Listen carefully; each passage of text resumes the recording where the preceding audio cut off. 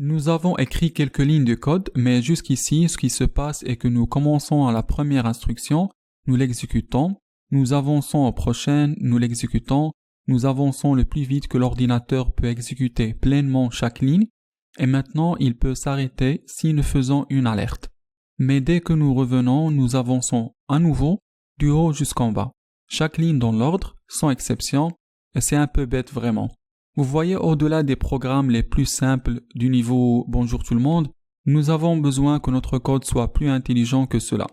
Nous devons commencer à poser des questions. Peut-être que nous voulons vérifier que l'utilisateur a rempli tous les champs obligatoires d'un formulaire avant que nous fassions certaines choses. Ou bien, s'il a coché une case sur le formulaire, ajoutez-le à la liste de diffusion. S'il ne l'a pas fait, alors ne l'ajoutez pas. Si la position de l'image de missile est la même que la position de l'image de vaisseau spatial, puis affichez l'image d'explosion. Nous avons besoin d'un code qui parfois s'exécute et parfois non, en fonction de la condition du programme à ce moment-là. Ceci est le code conditionnel, et la façon dont nous le faisons, la façon la plus fondamentale, est en utilisant l'instruction if. Allons donc retourner à Firefox, et afin d'illustrer cela, je vais déclarer une variable, score. Encore une fois, donc je déclare var score et je vais lui affecter une valeur de 10. Et maintenant, ce que je veux faire, c'est que je veux tester pour s'assurer que la valeur de score est de 10 avant que je fais une ligne de code particulière ou quelques lignes de code ou quoi qu'il soit. La façon dont je le fais est en utilisant l'instruction if, je tape if et puis j'utilise une parenthèse ouvrante. La syntaxe est que je place une condition à l'intérieur des parenthèses et puis je fais suivre cela avec une accolade ouvrante et une accolade fermante. Lorsque vous avez plusieurs instructions entourées par ces accolades, c'est ce qui est appelé un bloc du code. C'est tout ce que les accolades font, ils regroupent une section du code ensemble, ils ne possèdent pas d'autre signification que cela. J'ai donc la syntaxe correcte et puis allons remplir la condition à l'intérieur des parenthèses. Alors, une condition est toute chose qui va être évaluée à une valeur booléenne. Cela pourrait être aussi simple qu'un littéral booléen, comme true ou false. Mais évidemment, si nous utilisons la valeur littérale true ou false, ils ne rend pas notre code très intelligent parce que nous venons de coder de manière irréversible que ce soit vrai ou faux. Nous voulons nous assurer que c'est quelque chose qui est un peu plus variable, alors nous utilisons une expression. Et dans ce cas, je veux vérifier si score est vraiment égal à 10. Je tape donc score, et puis j'utilise l'opérateur de comparaison pour l'égalité, qui est 3 signes égales. Vous devez vous assurer qu'il se compose toujours de 3 signes d'égalité, parce qu'un seul signe d'égalité est un opérateur différent. C'est l'opérateur d'affectation. Donc, nous voulons utiliser l'opérateur de comparaison dans ce cas. Donc, je veux vérifier s'il est égal à 10. Et si c'est le cas, juste pour le test, je vais utiliser une fonction d'alerte et dire « Oui, la condition a été remplie ». Donc, si j'exécute ce code, la première ligne du code va être exécutée. Cela va créer une variable appelée score et lui affecter une valeur de 10. Et puis la seconde ligne de code va être exécutée et il va vérifier si score est égal à 10. Si c'est le cas, il va exécuter ma fonction d'alerte. Si ce n'est pas le cas, si score n'est pas égal à 10, puis tout ce qui est à l'intérieur des accolades de l'instruction if va être ignoré et il va juste passer à la ligne suivante du code. Dans ce cas, je n'ai pas d'autre ligne du code. Alors, allons tester ce code. Et en fait, c'est la façon dont il semble bien fonctionner. Alors tout est bien jusqu'ici. Maintenant, si vous avez une instruction if et que vous voulez exécuter ensuite une seule ligne du code, techniquement, vous n'avez pas besoin de mettre les accolades. Vous ne devez pas définir un bloc du code pour une ligne. Mais il est de bonne pratique de toujours le faire car il est vraiment facile de gâcher les choses si vous décidez de modifier ce code plus tard. Utilisez donc toujours les blocs du code et nous allons toujours les utiliser dans cette formation, même si nous exécutons une seule instruction JavaScript en leur sein.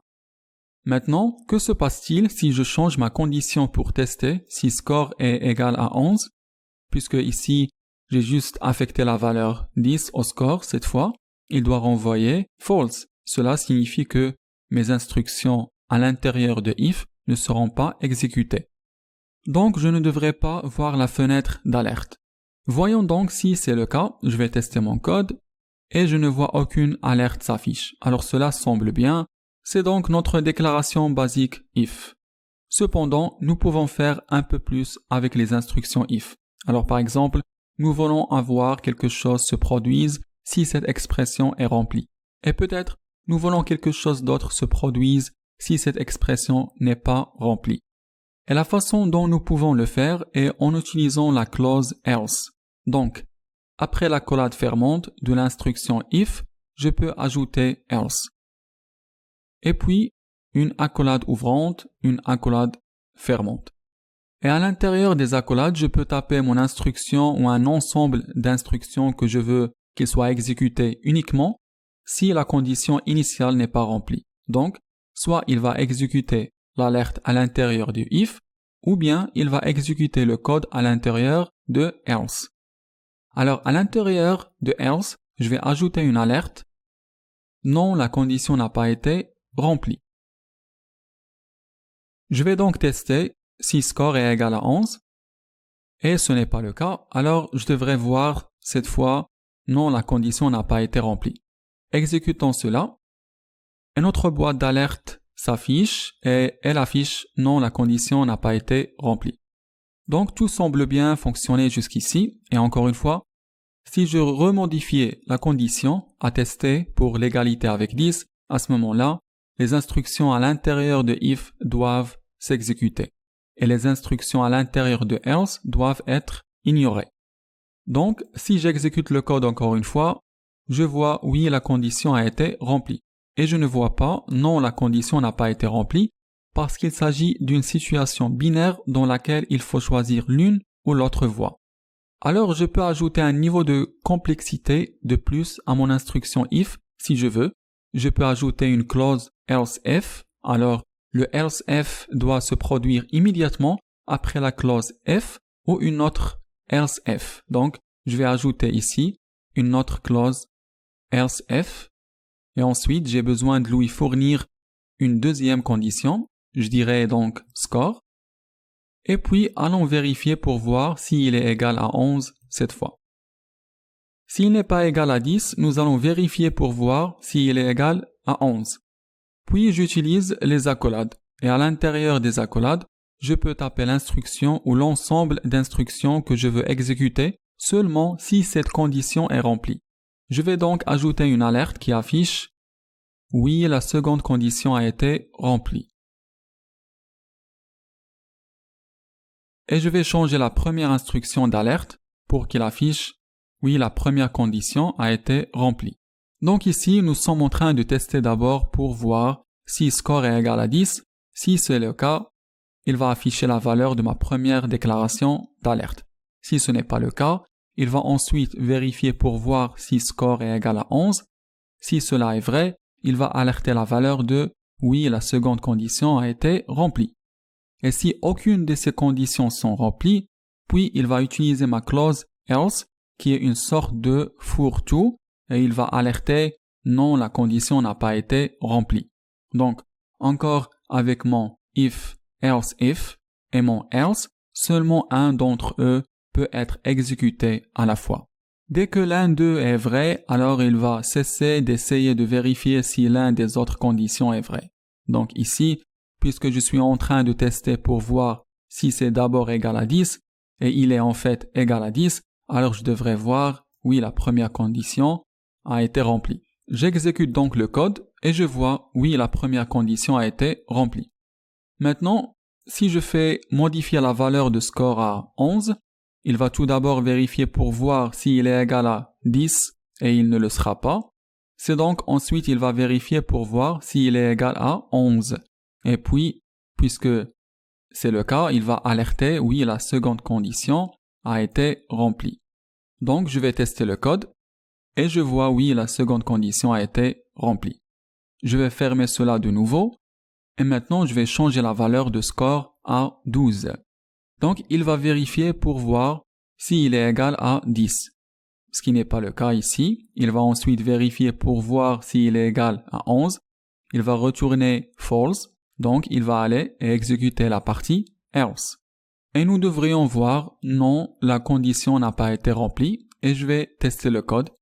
Et nous voyons non, la condition n'a pas été remplie. Donc vous remarquez qu'avec F, else F et else, ils ont toujours besoin d'être regroupés et l'ordre doit toujours être F, else F et puis else.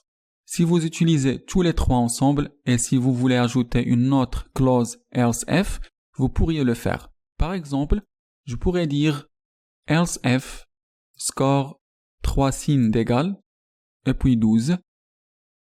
Et puis j'alerte oui, la troisième condition a été remplie. Et je peux ajouter plus de clauses else F si je voulais. Et nous allons voir comment nous pouvons rendre cela un peu plus efficace si nous faisons face à un grand nombre de clauses else F dans ce chapitre. Mais peu importe, l'ordre doit toujours être F, else F, peu importe le nombre de clauses else F que vous avez, et puis else si vous disposez d'un else. Et cela signifie que vous ne pouvez pas avoir F, et puis else F, et puis un autre F, puis un autre else. Cela ne marchera pas.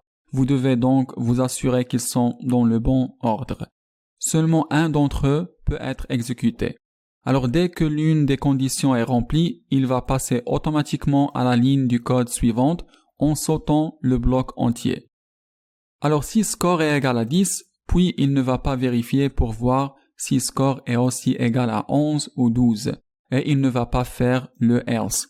Il va aller immédiatement à la ligne suivante en sautant tout ce bloc de F, else. Maintenant, ces blocs peuvent être imbriqués les unes dans les autres. De la même manière, par exemple en HTML, vous pouvez imbriquer des divs à l'intérieur d'autres divs, mais n'allez pas trop profond, JavaScript peut gérer cela très bien. Mais beaucoup de F imbriqués, disons même au-delà de 2 niveaux, est assez difficile à lire et à déchiffrer. Si nous devons avoir une logique plus complexe, nous allons commencer à briser les choses à l'écart dans leur propre fonction. Donc les instructions if nous permettent d'ajouter beaucoup plus d'intelligence à notre code. Et comme nous l'avons vu ici, si nous commençons à faire trop de clauses else F, il peut être un peu complexe, un peu difficile à lire. Et il y a une façon de faire cela un peu plus efficacement en termes de lisibilité que nous allons aborder dans ce chapitre.